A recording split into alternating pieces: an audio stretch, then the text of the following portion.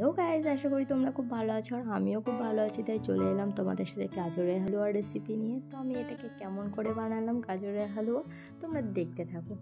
তো দেখো কি সুন্দর বানিয়েছি, তোমরা অবশ্যই কমেন্ট করো কেমন বানালাম। তো যাই হোক, গাজরগুলো ফার্স্টেই আমি ধুয়ে নিয়েছিলাম আর ভালো মতো চোচাগুলো ছাড়িয়ে নিয়েছিলাম।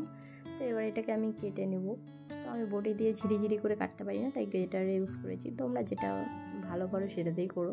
তো আমি দেখো কি সুন্দর ঝুড়ি ঝুড়ি করে কেটে নিয়েছি গ্রেটার দিয়ে। তো এবার কেটে নেওয়ার পরে চলে এলাম কড়াইটা গরম করতে। এবার কড়াইটা গরম করে দিয়ে দেবো এতে ঘি। তো তোমরা চাইলে সাদা তেলও ইউজ করতে পারো, আমার ঘি ভালো লাগে আর ফ্লেভারটাও ভালো আসে ঘি দিলে। ওই জন্য আমি ঘি দিয়ে গাজরটাকে বেশ ভালো করে ভেজে নিচ্ছিলাম। তো তোমরা চাইলে তেল দিয়েও ভাজতে পারো, সাদা তেল দিয়ে। তো ভেজে নিলে কাঁচা গন্ধটা আর কি থাকে না, তো ওই জন্য ভেজে নিচ্ছিলাম। তো ভেজে নেওয়া হয়ে গেছে আমার, দেখতে পাচ্ছ। তো এবার এটাকে আমি নামিয়ে নিয়েছি।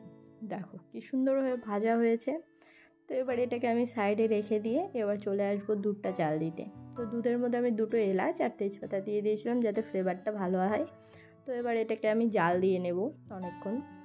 তো এবার এটাকে বসিয়ে দিয়ে এদিকে চলে আসি, আমি খেজুরের গুড়গুলো টুকরো টুকরো করে নিয়েছি। আর খেজুরের গুড় দিয়ে প্রত্যেকটা রেসিপি আমার খুব ভালো লাগে। আর তোমরা কে কে পছন্দ করো খেজুরের গুড় আমাকে কমেন্টে জানিও।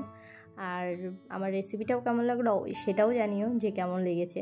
তো যাই হোক, আমি খেজুরের গুড়গুলো টুকরো টুকরো করে দুধের মধ্যে দিয়ে ভালো করে মিশিয়ে নিচ্ছিলাম যাতে ভালো মতো গলে যায়। তো যাই হোক, টুকরো টুকরো করে দিলে পরে আরও তাড়াতাড়ি গলে যায়। তো এটাকে নেড়ে চেড়ে বেশ শুকিয়ে নিতে হবে, কিছুক্ষণের জন্য ফুটতে দিতে হবে। তো 10-15 মিনিট পরে এসে দেখি দুধটা এরকম পরিস্থিতিতে। তো এবার এটার মধ্যে ওই ভেজে রাখা যে গাজরগুলো ছিল সেগুলোকে অ্যাড করব। তো সেগুলোকে আমি অ্যাড করে দিতেই দেখছি কালারটা এত সুন্দর হয়েছিল, আমার তো খুবই ভালো লাগছিলো আর লোভও লেগে যাচ্ছিলো গাইজ। তো যাই হোক, দেখো কি সুন্দর কালার এসেছে। আর তোমরা পুরো ব্লগটি দেখতে থাকো কী করে কী বানাচ্ছি। তো যাই হোক, কালারটাও সুন্দর এসেছে আর আমার হালুয়াটাও রেডি হয়ে গেছে।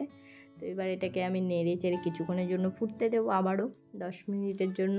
আর এটা খুব তাড়াতাড়ি হয়ে যায়, বাড়িতে কোনো কেউ আসলে পারে তোমরা ঝটপট বানিয়ে ফেলতে পারবে। দেখো কি সুন্দর কালার হয়েছে, আমি নামিয়ে নিয়েছি গাজরের হালুয়াটা। আর তোমাদের কেমন লাগছে সেটাও আমাকে কমেন্টে জানিও।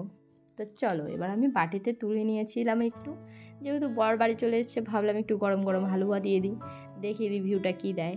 তো হালুয়াটা ধরিয়ে দিতেই দারুণ হয়েছে।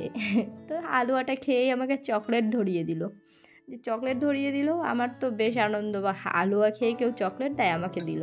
আর এদিকে বেটুয়া রানীকেও আমি খাইয়ে দিচ্ছিলাম একটু হালুয়া, খেয়ে বলছে সেই টেস্টি হয়েছে মা। তো যাই হোক, সবার তো ভালোই লেগেছে, আমারও খুব ভালো লেগেছে। এবার তোমাদের কেমন লাগছে অবশ্যই আমাকে কমেন্টে জানিও। তো লাইক, কমেন্ট, শেয়ার।